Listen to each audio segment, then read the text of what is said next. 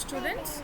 So right here, there is a question which is dealing in central ideas as in the main idea of the text. And let's just see how do we solve up this kind of a question. So for a central idea or a main idea question, the main focus needs to be on the summary first, right? So number one is that you have to summarize a subject. So in order to summarize a subject, you have to eliminate any sort of supporting details, right? So any sort of definitions, any sort of elaboration of the main idea, any sort of supporting details won't be a main idea answer right here. Let's just try to understand this through this example.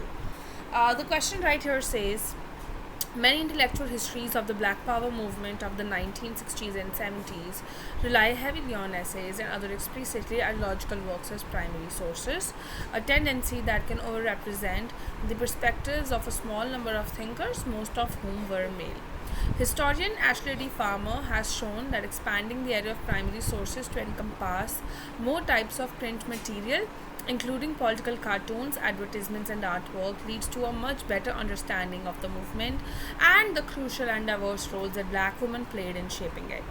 Which choice best describes the main idea of the text, right? Now, we have four options right here. So as discussed, we need to start it by summarizing first, right? So when we start when we summarize a passage in our own words, it says something like, histories of the Black Power movement tend to focus on men.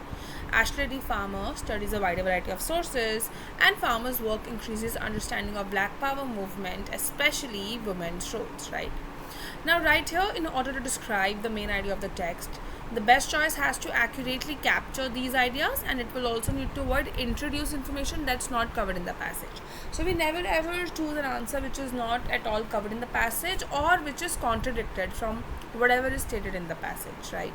So if we just look at the choices, choice A actually says the opposite of what we learned in the passage, right? So we were told that many intellectual histories of the Black Power movement before Farmers, right? That there were many intellectual histories, and A is saying completely opposite of it, right? That before Farmers, research historians had largely ignored the intellectual dimensions of the Black Power movement.